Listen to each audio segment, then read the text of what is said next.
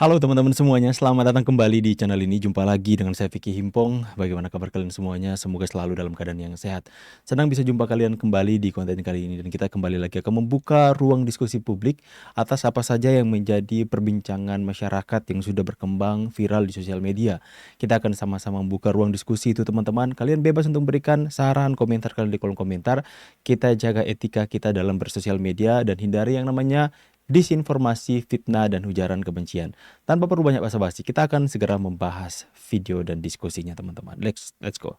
Baca situasi hari ini, Mas Gibran itu wakil presidennya Pak Prabowo, ini adalah anak muda yang jauh lebih matang dari usianya. Yes. Seorang Auranya Gibran udah kelihatan adalah teman-teman anak ya. muda yang lebih matang daripada usianya. Yes. Dan Pengalamannya kolaborasi udah banyak. presiden dengan wakilnya berikan penugasan yang lebih spesifik ke Mas Wapres. Ini akan menarik ini. menjadi sesuatu yang betul-betul semangatnya sama dengan semangat kita untuk Indonesia. Nah, sekarang Presiden Prabowo memiliki seorang wakil presiden yang menurut saya adalah orang termasuk anak muda yang pintar, anak muda yang bijak, sehingga saya berikan gelar Gibran itu lebih matang daripada usianya. Yes. Hanya perlu peran diberikan untuk dia sebagai wakil presiden menggarap hal-hal substansi sesuai dengan penugasan. Wapres itu kan pembantu presiden. Nggak mungkin dia bekerja melebihi apa yang ditugaskan. Perlu tugas ditambah agar dia bisa dapat melakukan berbagai hal. Untuk apa? Untuk citra seorang presiden, untuk reputasi seorang presiden, untuk legasi seorang presiden. Kalau saja seorang wapres itu bisa bikin cap wapres, udah bisa bikin cap wapres itu presiden, wakil presiden. Tapi kan nggak boleh. Yang ada itu kepres. Gitu. Jadi apapun yang dilakukan oleh seorang wakil presiden mestilah untuk kepentingan dan tujuan yang diinginkan oleh presiden. Karena hanya ada satu visi dan misi presiden. Nah sekarang ada. Menurut saya ya, Gibran itu pas untuk ditugaskan. Dan dia tidak akan ngoyo, dia tidak akan berlaku dia tahu diri lah. Dia tahu diri. Dia tahu diri. Saya yakin itu. Dia nggak kemajon. Kalau pakai istilahnya Pak dia Jokowi. tidak kemajon. Nah, sikap seorang patriotik dan kesatrianya Presiden Prabowo ini membuat saya yakin bahwa pasangan ini, saya sudah menyebut tempoh hari itu sebagai duit tunggal. Ini akan menjadi pasangan yang berkinerja bagus. Jadi jangan berpikir tentang manfaat dulu. Berpikirlah tentang prestasi dulu gitu. Kan masih anak-anak muda. Yes. Gibran juga mesti melakukan itu. Dia pasti berpikir tentang prestasi. Dan prestasi itulah yang akan menjadi legasi seorang presiden. Ya, yang akan terus diingat masyarakat teman-teman. Jadi saya yakin ini akan berjalan dengan lebih baik lagi. Maka tugasnya Gibran adalah lebih banyak lagi berkeliling menemui rakyat untuk menerima masukan dan memberikan solusi. Kan klop jadinya. Nah, itu yang saya sebut tadi. Ini duit tunggal loh. Pembagian kerja gitu Pembagian kerja. Kalau menurut saya memang pembagian Gibran itu tidak akan kemajon. Saya deh. Jangan disisihkan. Ya. Harus dibagi tugas. Berikan tugas lah. Dan Gibran akan melakukan dengan sepenuh hati. Gibran juga tidak kemajon seperti apa yang dikatakan pada Arbizal, teman-teman. Kita next ke video selanjutnya. Pak, kalau Bapak datang ke sini memaparan, KDM marah-marah di sidang DPR. kinerja perhutani nggak usah datang, Pak. Saya jujur aja kecewa. Saya pikir Bapak itu akan menyampaikan keluhan karyawan perhutani yang puluhan ribu itu, yang kehilangan arealnya, kehilangan kemudian konservasinya, nanti ke depan kehilangan pendapatan bagi kehidupan keluarganya, dan kemudian di Jawa itu nanti kehilangan areal hutan yang menjadi penyangga bagi seluruh kehidupannya. Saya pikir Bapak ini penakut amat sih. Ya kalau Bapak penakut nggak usah datang ke sini. Ngapain kita ke sini? Karena apa? Karena Bapak tidak datang. Ini nanti yang akan membuat KDM itu banyak dibusuhi oleh orang-orang elit-elit ataupun Ya sama seperti Pak Jokowi hari ini, karena keberaniannya untuk mengatakan ya di atas ya, tidak di atas tidak. Makanya banyak yang memusuhi, banyak yang membuat agenda untuk menghancurkan citra Pak Jokowi. Tapi percayalah, dengan keberanian seperti ini, ya berani bersuara dengan tegas untuk menyatakan yang salah-salah, tidak salah-salah, tidak salah, ya, salah-salah yang benar itu benar ya teman-teman ya. Ya, itu akan membuat rakyat berpihak. Maka apapun terpaan, apapun serangan pasti akan tetap bertahan seperti Pak Jokowi hari ini. Next ke video selanjutnya. Makanya sampean jangan suka. Nah, Satrio Piningit ya, yang akan membawa kebangkitan Nusantara menuju kayak kejayaan. Ada yang edit pakai AI ini Mas Gibran teman-teman, keren juga teman-teman ya. Nah, ada juga yang mengaitkan setelah banyak yang mengatakan Pak Jokowi Satrio Piningit, tapi ada juga yang mengatakan bukan, Pak Jokowi itu Ratu Adil dan Satrio Piningit itu Mas Gibran ya. Pak Jokowi hanya mempersiapkan jalan. Hina anak Kemudian kecil. menjadi pembahasan di ruang Nabi-nabi publik. besar itu disembunyikan oleh Allah, lahir dari orang biasa. Makanya kalau lihat anak kecil kita tidak boleh jengkel. Kita nggak tahu, jangan-jangan dialah pemimpin kita masa depan. Kita tidak pernah ngerti. Kecilnya umbelnya sampai segini gitu. Keren juga Siapa ya. nyangka tukang kayu tiba-tiba jadi presiden Republik Yes, ya. Indonesia. Siapa sangka Makanya tukang jangan kayu. suka menghina orang. Yes. Nah, ini nggak ngerti, tahu-tahu jadi pemimpin, wong itu kehendak Allah.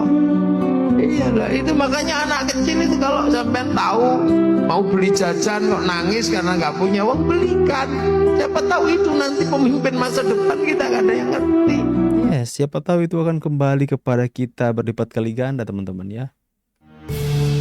Gibran bukan anak ingusan, dia itu hayam wuruk. Wah, ini lagi hayam wuruk teman-teman ya. Kata sesepuh ini teman-teman.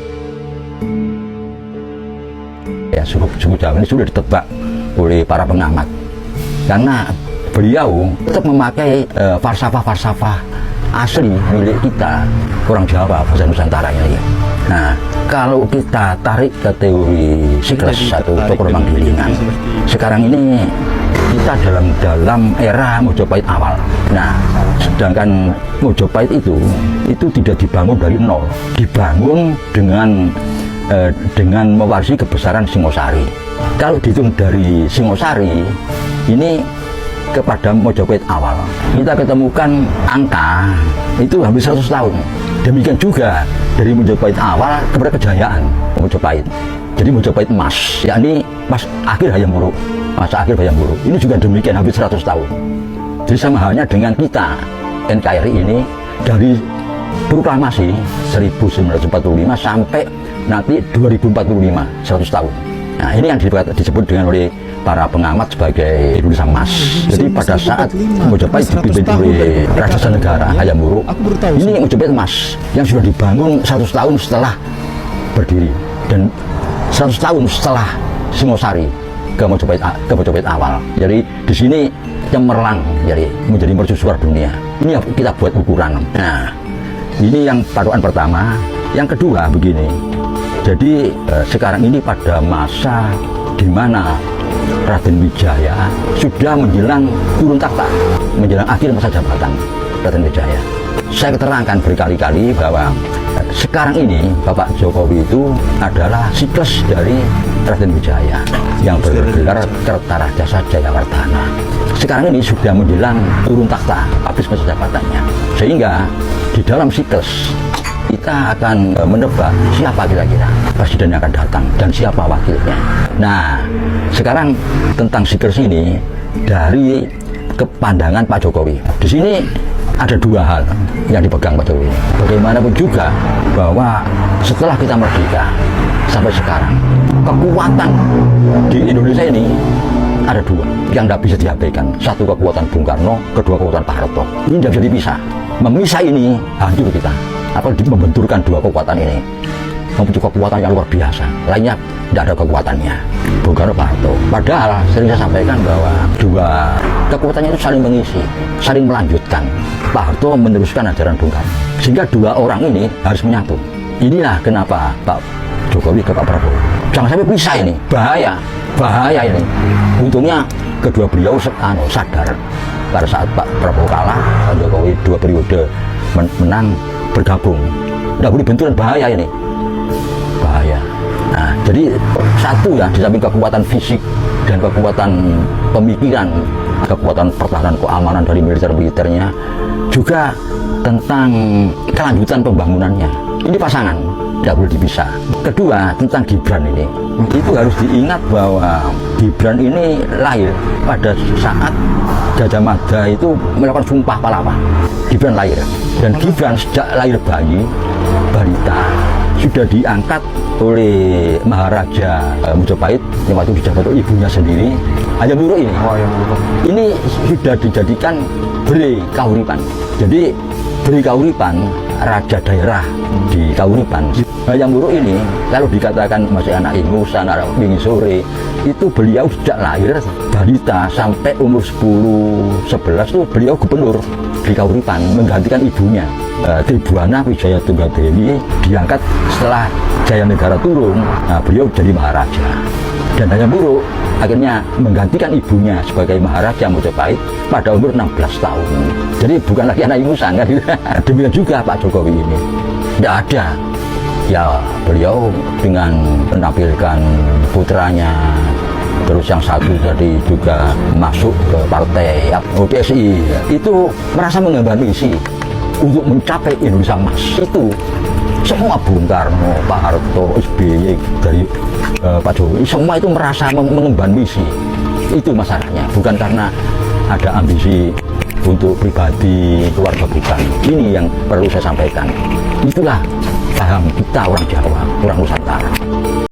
Saya itu tertarik teman-teman. Akhir-akhir ini saya tertarik dengan bagaimana cerita dari para sesepuh ya orang-orang Jawa yang kemudian mengaitkan segala sesuatu yang terjadi dalam perpolitikan hari ini, perpolitikan modern dengan apa yang terjadi di masa lampau. Ya apa yang dikatakan dengan bagaimana ketika kerajaan Majapahit itu berdiri 100 tahun kemudian ke depannya itu menjadi jaya keemasan teman ya, masa keemasan Majapahit. Dan kemudian itu dikaitkan dengan 100 tahun setelah Indonesia merdeka yaitu 2045 akan menjadi menuju kepada Indonesia Emas 2045. Saya baru tahu teman-teman ya. Apa yang dikatakan oleh Pak Jokowi Indonesia akan menjadi negara besar 2045 itu ada kaitannya dengan sejarah teman-teman. Melihat bahwa Pak Jokowi ini mengemban misi untuk menggenapi apa yang sudah seperti ditakdirkan dalam sejarah Indonesia. Dari Singosari ke awal Majapahit itu 100 tahun. Dari awal Majapahit sampai kepada Majapahit keemasan itu 100 tahun lagi. Dan sekarang lagi menantikan 100 tahun dari Indonesia merdeka menuju 2045 teman-teman. Itu adalah Indonesia Emas. Apakah itu akan terjadi? Seperti Pak Jokowi dan presiden-presiden sebelumnya itu mengemban misi untuk menuju kepada Indonesia Emas. Untuk menggenapi yang namanya Indonesia. Ini saya makin hari makin tertarik membahas ini teman-teman ya. Apa yang disampaikan oleh Bapak tadi yang sudah sangat sepuh teman-teman ya. Menyampaikan pandangannya dalam hal spiritual, dalam hal supernatural, dalam hal sejarah ya. Dikaitkan dengan hal yang hari ini terjadi. Mengatakan Gibran bukan anak ingusan. Tapi dia itu diibaratkan adalah Hayam Wuruk teman-teman. Wow, luar biasa. Pelajaran sejarah yang kita bisa dapatkan ya. Kita next ke video selanjutnya. Adapun Mas Gibran yang diramalkan oleh beberapa pakar bahwasanya beliau adalah Satrio Piningit yang akan menggantikan posisi Pak Prabowo, kembali ke posisinya Pak Prabowo. Pak Prabowo ini sudah nampak adanya pergerakan-pergerakan kudeta, pelengseran, yang mungkin nanti puncaknya di bulan Oktober. Ramalan dari Jongko itu menyebutkan Prabowo kuwi obahe dikendaleni Jawa Cina. Jika negara ini terguncang, mau tidak mau kita sebagai masyarakat atau rakyat kecil yang tidak tahu apa-apa juga akan inilah kita mau sadari itu tidak. Hal-hal pembahasan cerita-cerita seperti ini berkembang di tengah masyarakat, di mana mereka mengaitkan dengan sejarah, dengan ramalan-ramalan akan pemimpinnya akan hadir kemudian. di saat Indonesia mengalami kekacauan yang sangat benar-benar kacau, akan hadir pemimpin. Ini yang hari ini menjadi pertanyaan tengah publik dan menjadi cukup banyak perbincangan, teman-teman. Ada yang percaya, ada yang tidak. Ada yang mengatakan bahwa alah, ini zaman modern, ngapain percaya ramalan. Ada yang mengatakan bahwa ramalan ini pasti akan terjadi, tanda-tandanya sudah ada dan sebagainya. Bahkan ada video yang seperti orang kesurupan, roh leluhur sampai menyampaikan tentang Mas Gibran dan sebagainya. Kalau saya pribadi, saya tidak terlalu percaya dengan hal itu, teman-teman ya. Apakah itu hanya sekedar hiburan dalam sebuah konten atau seperti apa, teman-teman, saya nggak tahu. Tapi itulah yang kemudian terjadi di tengah-tengah masyarakat kita. Coba kita saksikan sama-sama, teman-teman ya. Kalau Ini Mas Gibran dia. Ini seperti dia kesurupan roh leluhur, teman-teman ya. Geram Kota Solo mau diacak-acak Gibran Raka Buming Kodam pendamping. Simak video Padepokan Maung Siliwangi, teman-teman. sendiri itu masih ada darah Kayangan enggak? Benar, masih ada, Den. Raden Mas Gibran itu masih memiliki darah biru dari Kayangan, Den. Darah biru dari Kayangan itu. Dan juga masih memiliki darah dari Kerajaan Mataram Islam. Dari Mataram Islam. Nggih, Den. Alhamdulillah. Dari Prabu Sultan Agung Prabu Hanyokro Kusumo. Subhanallah. Atau sebutan lain dari Nggak tahu ini benar atau tidak, teman-teman. Saya nggak tahu ya. Raden Mas Rangsang, Den. Oh, Raden Mas Rangsang. Iya, iya. Ya, saya pernah mendengar itu. Itu beliau kan di atasnya Raja Amangkurat ini kan? Nggih, Den. Betul niku. Memimpinnya kan sebelum Raja Amangkurat Mataram Islam. Nggih, Den. Berarti termasuk ada keturunan dari situ. Nggih, Den. Raden Mas Gibran masih ada keturunan dari situ. Alhamdulillah. Kalau jenengan kan tadi katanya dari keturunan Siliwangi. Iya, Tua Den. mana jenengan? Ini nggak tahu ya, jangan-jangan pesulap merah nanti lihat ini. Ya, saya sekali lagi mengatakan bahwa inilah yang terjadi di tengah-tengah masyarakat kita. Banyak pasti percaya dengan hal-hal seperti ini, teman-teman ya. Ada yang benar-benar mempercayai sebuah hal yang kesurupan. Ada yang mengatakan kesurupan itu tidak pernah ada, bisa dijelaskan dengan hal medis. Tapi kalau dalam Bible saya itu, teman-teman ya, soal orang yang kesurupan, orang yang dirasuki roh jahat itu memang ada. Itu dalam Bible. Banyak kisahnya Tuhan Yesus itu mengusir roh jahat dari seseorang, ya. Kita next dulu, mendengar agak menarik ini, teman-teman. Sama Raden Mas Rangsang tadi. Masih tua saya, Den. Oh, masih tua jenengan ya? Iya, Den. Apa jenengan terus waktu itu jenengan meninggal, terus ke Kayangan, sekarang ditugaskan lagi ini? Iya, Den. Dulu saya meninggal dan sekarang ditugaskan dari Kayangan, Den, untuk berjuang di akhir zaman, Den. Kalau Mas Gibran, tapi agak ngelantur juga. Nggak tahu, kalau aku pribadi ya, keyakinan saya aku nggak percaya hal ini. Itu terserah kalian mau percaya atau enggak. Kalau saya nggak percaya, teman-teman ya. Agak gimana ini, teman-teman ya, kalau lamaran dalam tulisan kemudian orang melakukan tafsiran, ya itu masih bisa 50-50 lah, teman-teman ya, karena itu menyangkut dengan budaya, kepercayaan, dengan adat setempat. Kalau soal kesurupan begini, kemudian saya sudah meninggal, saya dari Kayangan, aku agak nggak masuk di otak saya, teman-teman ya. Moton, ini melenceng sedikit ceritanya dari Gibran Satria Piningit. Politik ya, Moton ya. Oke, presiden berikutnya nanti Gibran, karena Gibran itu adalah Satria Peningit. Itu sudah takdirnya alam semesta. Itu sudah suratan takdir Nusantara kita ini akan merdeka, Nusantara yang belum bersatu. Nah, inilah Gibran Satria Peningitnya. Gibran Satria Peningit. Kenapa demikian? Karena manusia kan ciptaan Tuhan, Brahman, Atman, Akyam. Brahman ini memanifestasikan Atman. Atman ini dibagi dua dalam tubuh manusia. Di dalam tubuh disebut dengan jiwatman, di luar tubuh namanya parama atma. Kalau menurut fisika kuantum, manusia berasal dari bumi, bumi adalah bagian dari manusia, manusia adalah bagian Fisika. dari bumi. Sampai bahas fisika kuantum loh teman-teman. Jangan ini kita sudah masuk ke universe Avenger. Ya itulah yang berkembang. Kita mau terima atau tidak, itulah yang berkembang di tengah masyarakat. Mari kita masuk ke ceritanya. Konon, Sampai masuk kepada ramalan Gus Dur waktu ketika Gus Dur bertemu dengan Mas Gibran masih kecil. Kita lihat. ada sebuah kisah yang jarang diketahui publik. Di masa kecilnya, Gibran Rakabuming Raka pernah dibawa oleh orang tuanya dalam sebuah acara yang juga dihadiri oleh KH Abdurrahman Wahid atau yang akrab dipanggil Gus Dur. Dalam suasana penuh keakraban itu, Gus Dur dikenal sering mengucapkan kalimat-kalimat spontan yang seolah sederhana, namun syarat makna. Saat melihat Gibran kecil, Gus Dur tersenyum, lalu berkata dengan nada bercanda, namun penuh keyakinan, anak ini kelak akan jadi pemimpin besar. Awalnya, ucapan itu dianggap hanya sebagai candaan khas Gus Dur. Namun, banyak orang di sekitar yang merasakan ada aura berbeda pada ucapan tersebut. Seperti sebuah isyarat gaib yang sulit dijelaskan dengan logika biasa.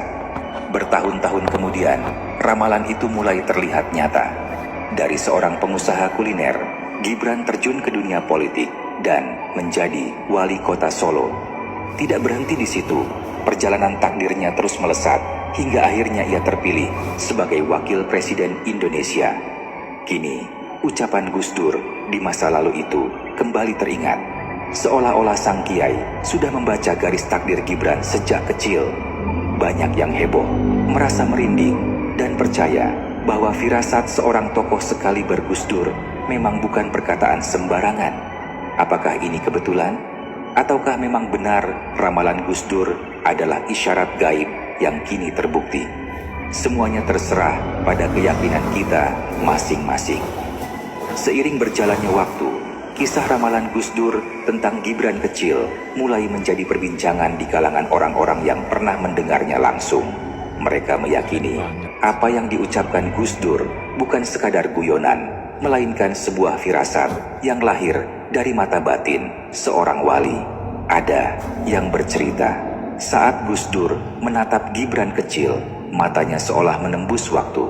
Senyum beliau yang khas tiba-tiba berubah serius, dan ucapannya membuat suasana di ruangan itu hening seketika. Bahkan, salah satu tokoh yang hadir kala itu mengaku merasakan bulu kuduknya berdiri ketika mendengar Gus Dur menyebut kata pemimpin besar. Di masa remajanya, Gibran pun tumbuh dengan karakter yang berbeda. Pendiam, namun tajam dalam memandang situasi. Beberapa guru dan teman sekelasnya bahkan mengaku pernah mendengar cerita bahwa Gibran sering mendapat perhatian khusus dari orang-orang tua yang paham tentang firasat. Seakan-akan ada sesuatu yang menunggu waktunya dalam diri Gibran. Ketika akhirnya ia melangkah ke dunia politik, sebagian orang yang masih mengingat ramalan Gus Dur semakin yakin langkah-langkah Gibran dianggap sudah digariskan sejak lama, dan semakin hari jejak ramalan itu tampak jelas. Sejak hari itu, Gibran tampak semakin kuat, dan anehnya, semakin banyak orang yang melihat aura kepemimpinan terpancar darinya. Ketika akhirnya ia benar-benar duduk sebagai wali kota Solo, banyak orang kembali mengingat ucapan Gus Dur puluhan tahun lalu. Mereka berbisik-bisik, seolah potongan-potongan takdir itu perlahan menyatu, membentuk jalan besar yang telah digariskan sejak lama. Ya teman-teman ya, kalau hal ini saya percayai, ya, karena terkadang Tuhan itu menyatakan panggilan kepada seseorang lewat orang yang dikenalnya, ya, sama seperti dalam kisah Bible saya, ketika King David, Raja Daud, kemudian Tuhan memakai Nabi Samuel untuk datang ke Daud, dan kemudian dia menyatakan kamu akan menjadi raja atas Israel. Dia mengurapi Daud, dan itu sama sekali belum terjadi apa-apa. Tapi yang terjadi adalah Daud menjadi raja atas Israel, ya, menjadi pemimpin yang sangat besar. Ada kemudian Gideon malaikat Tuhan menampakkan diri, kamu akan menjadi pahlawan yang gagah perkasa. Kalau hal yang seperti ini sebenarnya bukan ramalan, tapi Tuhan menyatakan panggilan kepada seseorang sejak dia masih muda, ya teman-teman ya, untuk menjadi apa dia ke depannya. Dia mau menjadi apa. Saya tuh percaya bahwa kita itu diciptakan oleh Tuhan dengan maksud dan tujuan, ada sesuatu rencana dan panggilan yang besar dalam kehidupan kita, teman-teman. Sama seperti ketika Gus Dur ini, teman-teman, dipakai Tuhan untuk melihat, untuk menyatakan bahwa Gibran ini akan menjadi pemimpin besar. Itu adalah ilham yang kemudian Tuhan pakai Gus Dur dan untuk menyatakan panggilan kepada Mas Gibran, sekalipun Gibran masih kecil. Ada juga, saya kenal, itu kan dari tokoh Alkitab, tapi pendeta saya, teman-teman, dulu dia adalah seorang pemakai narkoba, seorang yang kecanduan dengan narkoba. Akan tapi satu ketika dia masuk ke gereja, kemudian ada senior pastor, kalau kalian kenal Philip Mantova namanya, Pastor Philip Mantova itu melihat orang ini, dan padahal dia masih belum terlepas dari narkobanya, teman-teman.